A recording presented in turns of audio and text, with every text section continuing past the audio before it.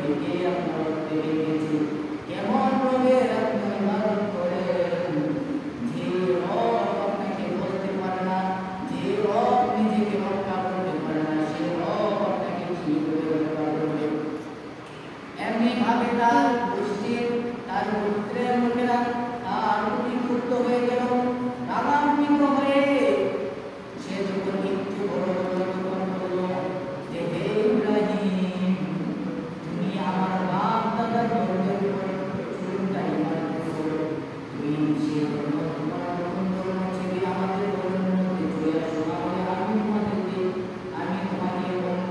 তার দেহকে ফিরিয়ে দিব।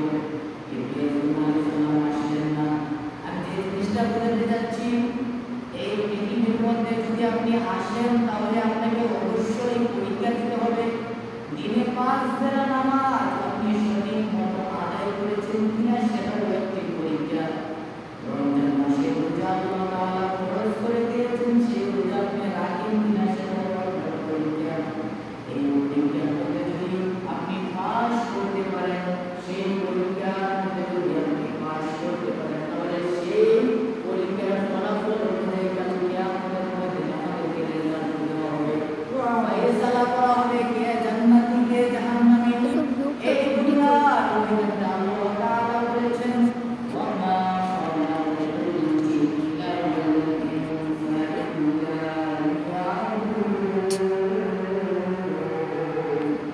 আমি মানুষ এবং জিন জাতিকে সৃষ্টি করতাম না, কিন্তু সৃষ্টি করেছি কিসের জন্য? একমাত্র আমার ইবাদত করার জন্য। ও মানুষ, তোমরা শুনে রাখো, আমার ইবাদত যদি শুধু তুমি করো তাহলে সেটাও আমি বলছি না। আল্লাহ তাআলা বলেন ফাইদা কুরিয়াতিস সালাতু ফান্তাশিরু ফিল আরদ। ও মানুষ, ভাই তোমরা নামাজ শেষ করবে, ফান্তাশিরু ফিল আরদ, জমিনের মধ্যে তোমরা বিছিয়ে পড়ো, জমিনের মধ্যে তোমরা হালাল নিজে অনুসরণ করে তোমরা বের হয়ে যাও। তবে হে মানুষ, সর্বপ্রথম আমি আল্লাহর ইবাদতটাকে তোমার প্রাধান্য দিতে হবে। যখন তোমার সামনে একটি আমার বিধান এসে যাবে, নামাজের সময়টা এসে যাবে, তখন তোমার কাজটা থেকে আমার নামাজটাকে তোমার প্রাধান্য দিতে হবে। ও মানুষ, তুমি গুজারের সময় সারাদিন অনাহারে যদি তুমি কাটাও, তোমার অনেক কষ্ট হবে, সেটাই তোমার জন্য পরীক্ষা। আমি আল্লাহ তোমাকে তুমি সারাদিন আমি আল্লাহর জন্য উপবাস করো, সারাদিন আমি আল্লাহর জন্য উপবাস করো কিনা না করে অল্পদায়ের মধ্যে কিংবা গোপন পক্ষের মধ্যে গোপনের মধ্যে গিয়ে তুমি কিছু চেয়ে ফেলো, সেটাই তোমার জন্য পরীক্ষা। আমি আল্লাহ রব্বুল আলামিন তোমাদেরকে পরীক্ষা করবই করব। আল্লাহ তাআলা বলেন وَلَنَبْلُوَنَّكُمْ بِشَيْءٍ مِّنَ الْخَوْفِ وَالْجُوعِ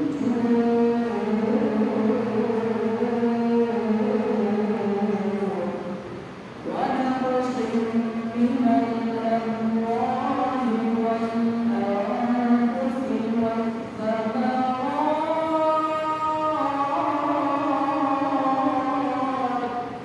وَبَشِّرِ الصَّابِرِينَ।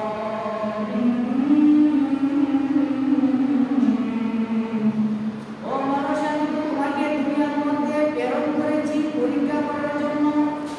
কি জিনিস দিয়ে আল্লাহ তোমাকে পরীক্ষা করবো, সে জিনিসটাও আমি আল্লাহ বলে দিয়েছি।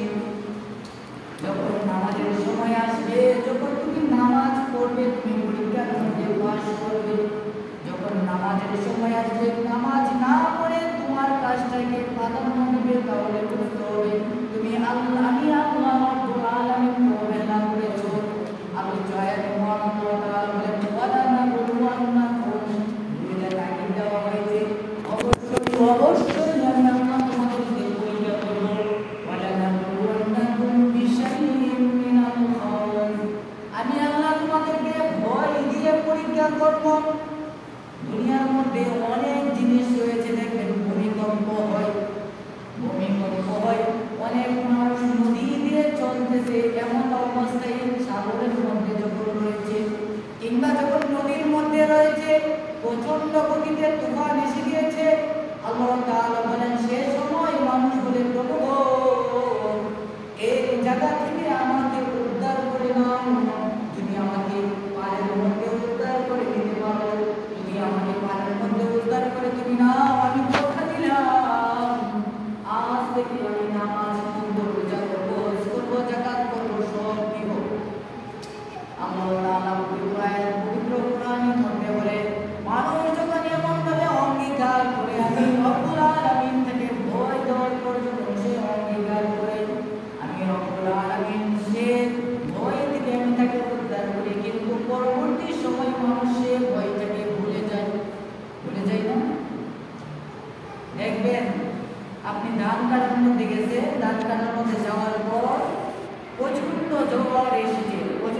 তুফান এসেছে, দৌড়ে মানুষ বাড়িতে আসতেছে। মানুষ বলতেছে, আল্লাহ তুমি আজকের দিনটা থেকে তুমি আমাকে রক্ষা করো, আজকের তুফানটা থেকে আমাকে রক্ষা করো। আমি কথা দিতেছি, যদি কোনো রকম ভাবে আজকে বেঁচে বাড়ির মধ্যে ফিরতে পারি, তাহলে আমি আজকের পর থেকে নামাজ ছাড়বো না, রোজা ছাড়বো না। এমন অঙ্গীকার মানুষ দেয় না, মানুষ বলে না, অবশ্যই মানুষ বলে। সে আয়াতটাই, সেই কথাটাই মহান আল্লাহ তাআলা পবিত্র কোরআনের মধ্যে বলে দিয়েছে। মহান আল্লাহ তাআলা বলেন, وَلَنَبْلُوَنَّكُمْ بِشَيْءٍ مِّنَ الْخَوْفِ وَالْجُوعِ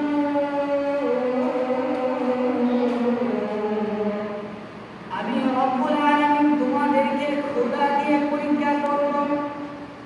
আমি বলতেছি আপনারা মনোযোগ দিয়ে শুনুন, আল্লাহ তাআলা কোন কোন জিনিস দিয়ে আমাদেরকে পরীক্ষা করবেন। আল্লাহ তাআলা বলেন, আমি তোমাদেরকে ক্ষুধা দিয়ে পরীক্ষা করব। ক্ষুধার কারণে তুমি অবৈধ কোনো জিনিস করো কিনা, ক্ষুধার কারণে তুমি চুরি করো কিনা, ডাকাতি করো কিনা, মানুষের হক মেনে করো কিনা, সেই জিনিসটা দেখার জন্য আমি রব্বুল আলামিন তোমাকে ক্ষুধা দিয়ে পরীক্ষা করব।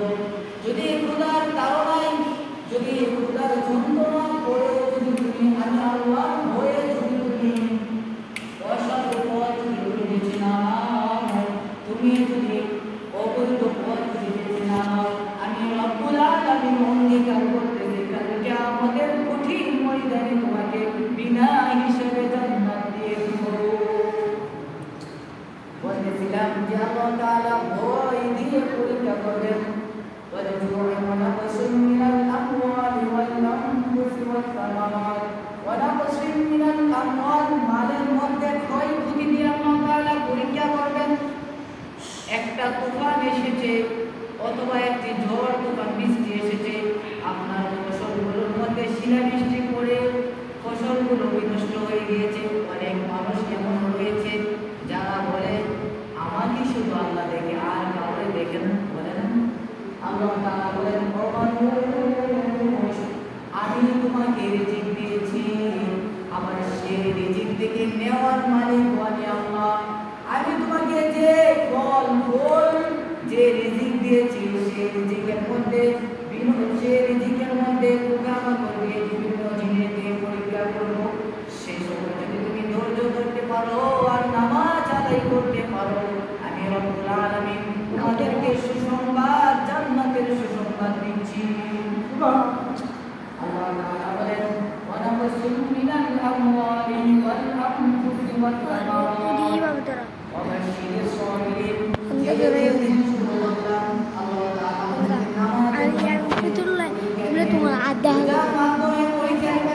যাদের উপর হজ ফরজ হয়েছে, হজ করে কিনা সেই মাধ্যমে পরীক্ষা নেবেন। যাদের মাধ্যমে যাকাত, যাদের উপর যাকাত ফরজ হয়েছে সে ঠিক মতো যাকাত আদায় করে কিনা সেটার উপর পরীক্ষা নেওয়া হবে। আমি আল্লাহ রব্বুল আলামিন তোমাকে ক্ষুধা দিয়ে পরীক্ষা করব, আমি তোমাকে ভয় দিয়ে পরীক্ষা করব। সেই পরীক্ষার মধ্যে যদি তুমি সফল কাম করতে পারো, পরের আয়াতে রব্বুল আলামিন বলেন, ওয়াবাশশিরিস সাবিরিন। হে রাসূল সাল্লাল্লাহু আলাইহি ওয়াসাল্লাম, যারা সেই জায়গার মধ্যে সবর করতে পারবে নামাজের মাধ্যমে, রুকুর মাধ্যমে, যে যা হয়েছে আল্লাহ তাআলার পক্ষ থেকে হয়েছে, হয়তো এর মধ্যে কোনো ভালো কিছু আছে বিদায় রব্বুল আলামিন আমার সাথে ওয়াদা করেছে, এই বিশ্বাস যদি অন্তরের মধ্যে থাকতে পারে, হে রাসূল আপনি মানুষদেরকে জানিয়ে দিন আমি রব্বুল আলামিন তাদেরকে জান্নাতের সুসংবাদ দিয়ে দিলাম। কাল কিয়ামতের ময়দানে মানুষ যখন উত্তোলন করবে, সে মানুষগুলোকে তিনটা দলে ভাগ করা হবে। মানুষদেরকে তিনটা দলে ভাগ করা হবে। একটা দলকে আল্লাহ তাআলা বিনা হিসাবে জান্নাত দান করে দিবে, আরেকটা দলকে আল্লাহ তাআলা চাইলে তাদেরকে বিচার করা হবে, কিংবা চাইলে আল্লাহ তাআলা তাদেরকে মাফ করে দিতে পারেন। তৃতীয় নাম্বার দল হলো মহান আল্লাহ তাআলা অবশ্যই তারা ইমানদাররা যারা করে বলে তাদেরকে তাদের কাছ থেকে হিসাব নেওয়া হবে। যে তিন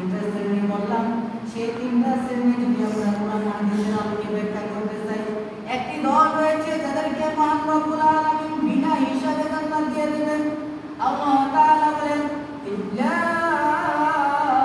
আসহাবাল ইয়ামিন। আমি রব্বুল আলামিন যাদেরকে বিনা হিসাবে জান্নাত দিয়ে দেব তারা হলো আসহাবুল ইয়ামিন। আল্লাহ তাআলা তাদের কাছ থেকে কোনো বিচার নেবেন না, কোনো হিসাব নেবেন না। কাল কিয়ামতের ময়দানে যখন রব্বুল আলামিনের সামনে মানুষ দাঁড়াবে, আল্লাহ তাআলা বলবেন, ও আমার ফেরেশতারা, এই বান্দা দুনিয়ার মধ্যে থাকতে এমন ইবাদত করেছে, আমি যে পরীক্ষাগুলো দিয়েছিলাম সেই পরীক্ষাগুলোর মধ্যে সে পাস করে এসেছে।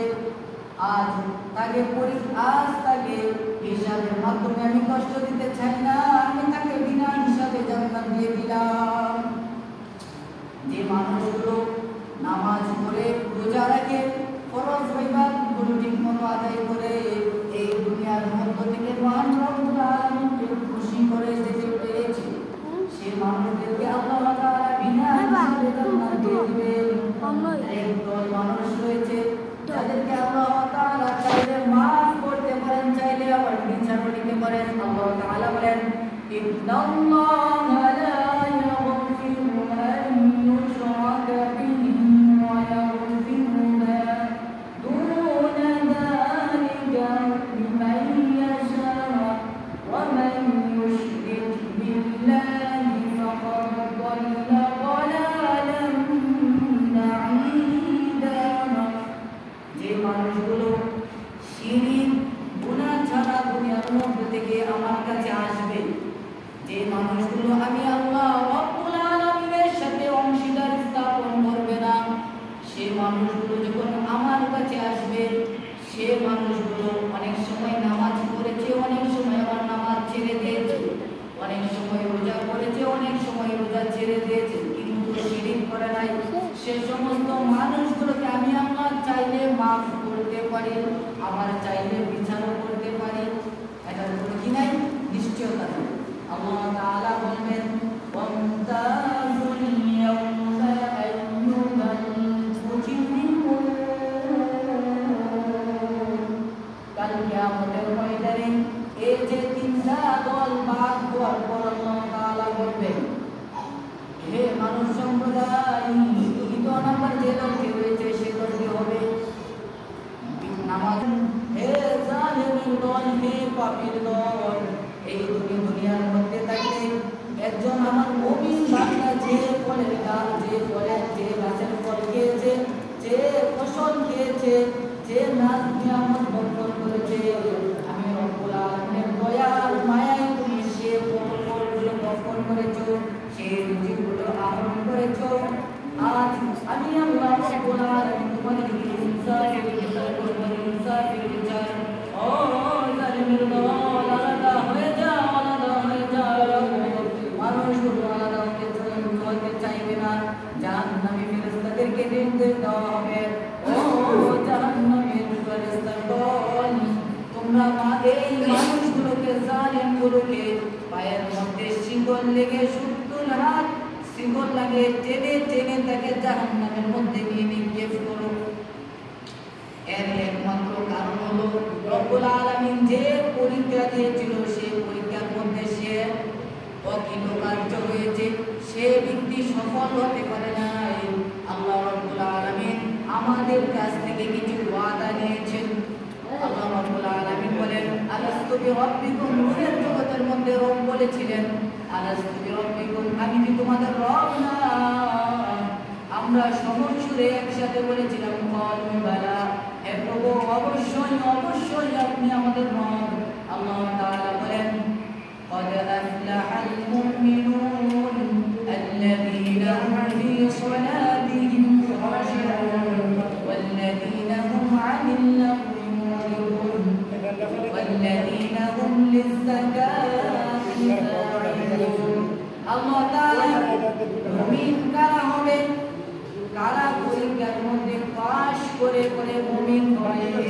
আল্লাহ রাব্বুল আলামিন বলেন, ও মানুষ, আমি রব্বুল আলামিন তোমাদের কাছে দুইটা জিনিস, বাতি জ্বালাইছো, একটা জিনিস হলো তোমরা অঙ্গীকার করেছিলে যে আমি তোমাদের রব, দ্বিতীয়, আমি তোমাদের কাছে আমানত দিয়েছিলাম। কি আমানত? রব্বুল আলামিন আমাদের কাছে দিয়েছেন। আমাদেরকে যে খেত কামার, যে রিজিক, আমাদেরকে যে টাকা পয়সা যা কিছু দিয়েছেন সেগুলো রব্বুল আলামিন আমাদেরকে আমানত হিসাবে দিয়েছেন। ও মানুষ, আমি যে আমানতগুলো রব্বুল আলামিন তোমাকে দিলাম, সেই আমানতগুলো তুমি সঠিকভাবে ব্যয় করেছো কিনা, সঠিক পথে ব্যয় করেছো কিনা। আমানতের ক্ষেত্রে সবচেয়ে বড় আমানত হলো আমাদের ছেলে মেয়ে। রব্বুল আলামিন আমাদের ছেলে মেয়েগুলোকে আমাদের কাছে আমানত হিসেবে রেখেছেন। ও মানুষ, একবার কি মন চাই না যে আমি একটা হাফেজের বাবা হব?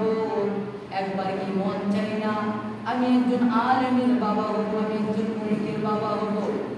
আমি যখন মারা যাব, আমার আত্মীয় স্বজন আমাকে কাঁধে করে করে নিয়ে গোরস্থানের মধ্যে নিয়ে যাবে।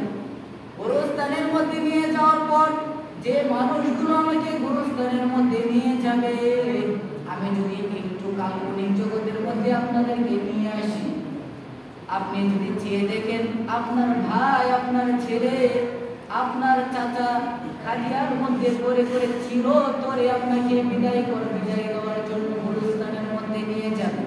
কিছুক্ষণ পর বাঁশ দিয়ে উপরে মাটি দিয়ে পারিয়ে পারিয়ে আপনার দরজাটা চিরদিনের জন্য বন্ধ করে দেওয়া হবে।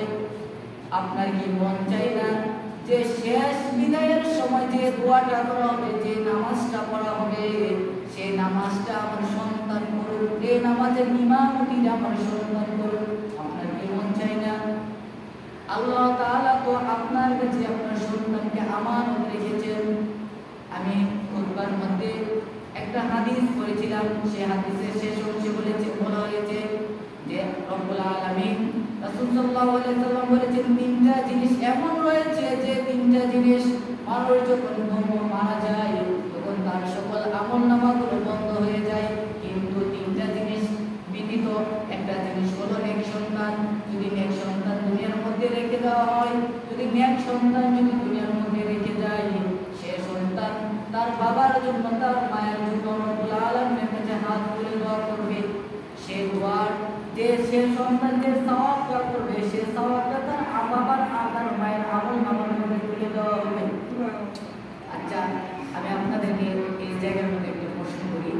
প্রশ্নটা হলো যে অনেক মানুষ এই যে কথাটা চিন্তা করে যে আচ্ছা, আমি যদি আমার ছেলে, আমার মেয়ে যদি মাদ্রাসার মধ্যে পড়াই, তাহলে সে বোধহয় মসজিদের মধ্যে ইমামতি করবে কিংবা মাদ্রাসার মধ্যে পড়াবে।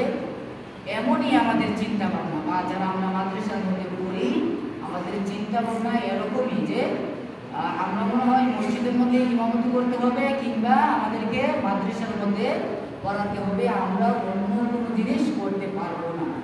একটা মানুষ যদি অনার্স পাস করে, ইন্টারমিডিয়েট পাস করে বিদেশ যাইতে পারে, তাহলে একজন লোক আলেম হওয়ার পর বিদেশ গেলে দোষের কিসে? একজন লোক যদি অনার্স পাস করে যদি ব্যবসা বাণিজ্য করতে পারে, তাহলে একজন আলেম ব্যবসা বাণিজ্য করলে দোষের কিসে? একজন লোক তার অন্তরের মধ্যে যদি আল্লাহ এবং তার আল্লাহর ভয় থাকে, জাহান্নামের ভয় থাকে, সে মানুষ দ্বারা অন্য মানুষকে কষ্ট দেওয়া সেটা কখনোই সম্ভব হবে না। আমাদের একটা ধারণা হলো যে আমার ছেলে যদি মাদ্রাসার মধ্যে পড়ে, সে মোটা অঙ্কের টাকা রুজি করতে পারবে না, এরকম একটা ধারণা আছে। আমাকে কি করতে হবে? আমার ছেলে ডাক্তার হবে, ইঞ্জিনিয়ার হবে, বড় বড়, আমার ছেলেকে বিদেশ পাঠাবো, এই করবো, এই করবো। আপনি যা আছে সব কিছু করেন, ইসলাম সেটাকে কি করে নাই? নিষেধ দেয় নাই। একজন ডাক্তার ইসলামের মতো খুবই জরুরি, একজন বিসিএস ক্যাডার খুবই জরুরি, একজন প্রশাসনিক ক্যাডার খুবই জরুরি। তার পাশাপাশি আপনার সন্তানের মধ্যে দ্বীনি শিক্ষা থাকতে হবে। যদি দ্বীনি শিক্ষা না থাকে, সে সন্তানটা কি হবে? মানুষটা পূর্ণাংশে পরিণত হবে। আজকে সকালে একটা নিউজ দেখলাম যে ধানমন্ডি বাংলাদেশের মধ্যে